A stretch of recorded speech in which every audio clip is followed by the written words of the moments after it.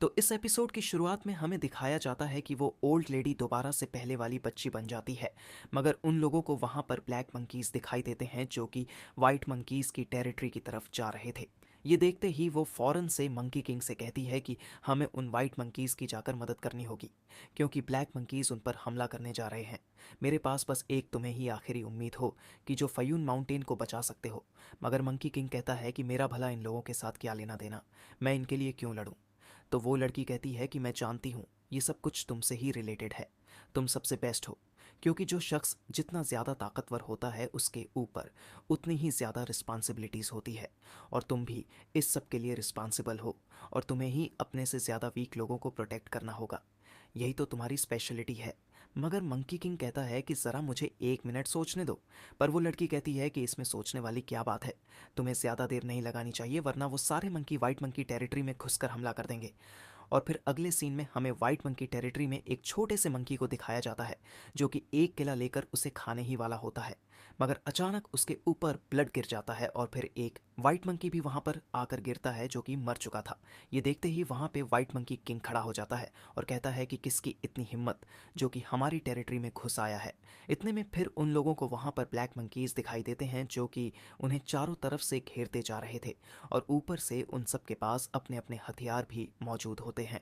और वो लड़की सारे ही मंकीज से कहती है कि हम लोग चारों तरफ से घेर चुके हैं, इसलिए लड़ने के लिए तैयार हो जाओ। मगर ऊपर खड़ा हुआ ब्लैक मंकी उन लोगों से कहता है कि तुम्हारे मरने का वक्त हो चुका है। ये कहने के साथ वह एक रस्सी फेंकता है, और फिर वहाँ पर और भी बहुत सारे मंकीज रस्सियाँ फेंकते हैं, और वहाँ पे सारे मंकीज को पकड़कर अपने अपनी तरफ खींच लेते हैं। ये देखते ही वाइट मंकी किंग गुस्से में आकर कहता है कि सारे ही मंकीज लड़ने के लिए टूट पड़ो। ये कहने के साथ सारे के सारे वाइट मंकीज़ उन ब्लैक मंकीज़ के ऊपर हमला कर देते हैं। यहाँ पर क्योंकि वाइट मंकीज़ साइज़ में बहुत ज़्यादा बड़े और काफ़ी ताकतवर होते हैं, तो इसीलिए वो ब्लैक ब्लैक मंकीज़ को बहुत ही बुरी तरह मारते हुए अपने बच्चे उनसे आज़ाद करवाते हैं। और हम लोग उस वाइट हेयर वाली जो कि काफ़ी स्किलफुल होती है, और वो भी उन लोगों को मारते हुए उन लोगों से उन छोटे छोटे बच्चों को छुटवा कर आज़ाद करवा देती है। वाइट मंकी किंग इतना ज़्यादा ताकतवर होता है कि ब्लैक मंकीज़ उसके आगे टिक तक नहीं पाते। वो अपनी ताकत दिखाते हुए उन ब्लैक मंकीज़ को बहुत ही बुरी तरह से मारकर उनकी हड्डी पसली तक तोड़कर रख देता है। और वो उन ब्लैक मंकीज़ के किंग को मारने के लिए जैसे ही जाता है, तो अचानक बीच में कोई और शख्स आता है जो कि उसे ज़ोर से पंच मारता है, जिससे वो मंकी वहाँ से दूर जा गिरता है। इतने में फिर हमें वहाँ पर एक रेड हेयर वाले वॉरियर को दिखाया जाता है जिसके दोनों हाथ लोहे के बने हुए होते हैं, और वह आते साथ ही कहता है कि अब इस पहाड़ पर हमारा कब्जा होगा। मगर वाइट मंकी किंग कहता है कि इसके बारे में सोचना भी मत। ये कहने के बाद वो दोबारा से आगे बढ़ता है और फिर से उस वॉरियर के हाथों एक जोरदार पंच के साथ वहां से पीछे जा गिरता है।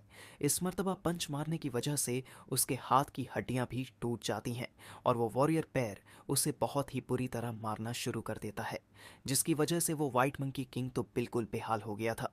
और रेड हेयर वाला वॉरियर उसे मारने के लिए अपना फाइनल अटैक करने वाला होता है। वो बहुत ही तेज़ी से आगे बढ़ता है।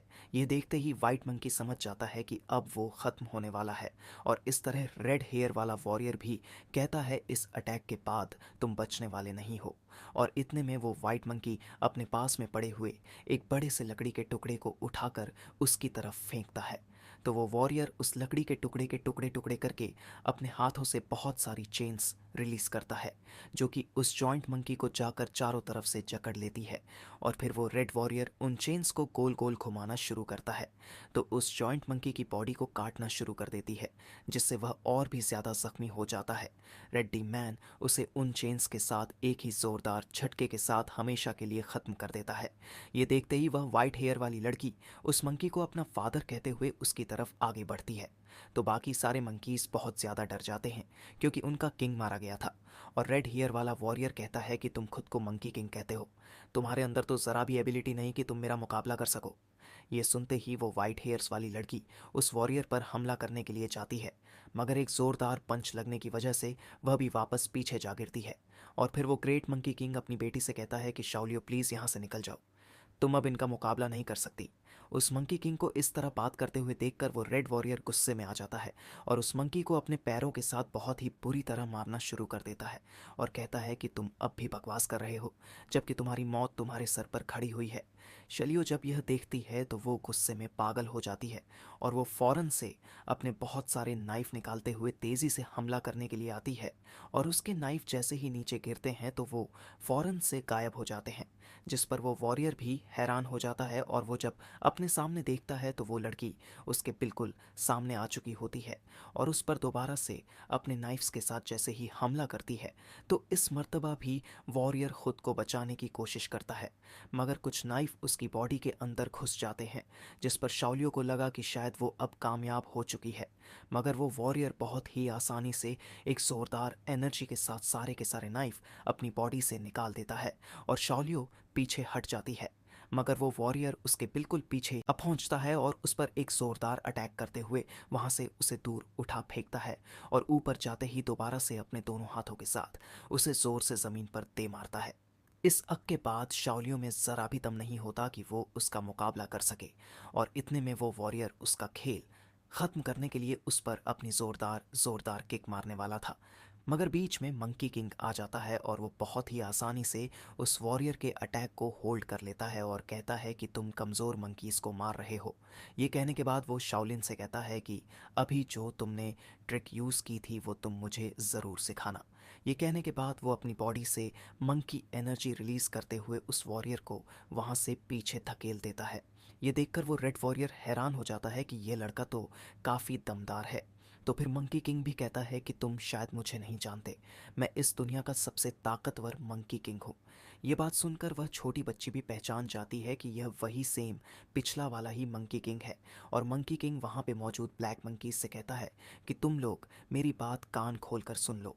आज के बाद से ये सारे वाइट मंकीज मेरी अंडर प्रोटेक्शन में है और तुम लोग इन्हें हाथ भी नहीं लगा सकते। अब से इनका नया किंग मैं ही हूँ।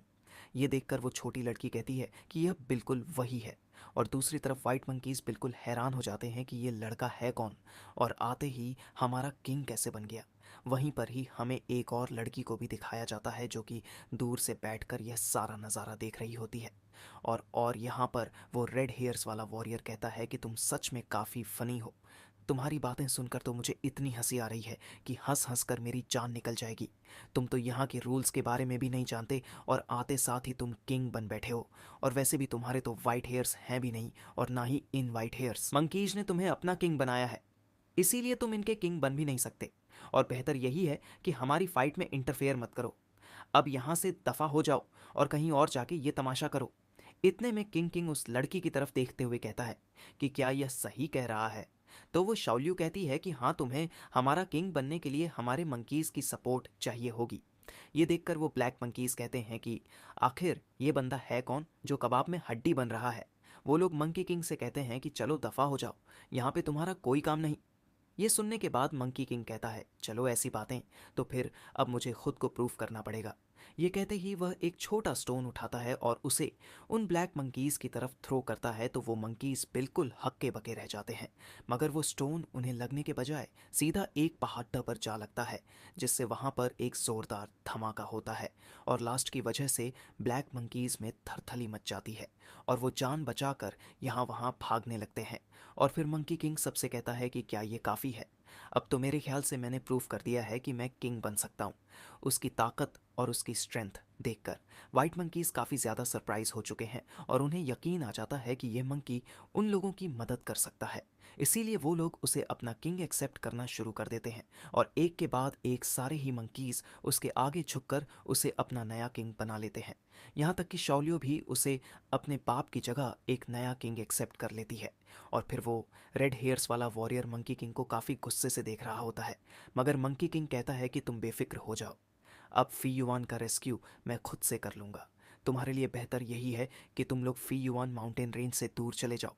और इसी सीन के साथ यह एपिसोड एंड हो जाता है। वीडियो अच्छा लगे तो वीडियो को लाइक और चैनल को सब्सक्राइब कर देना।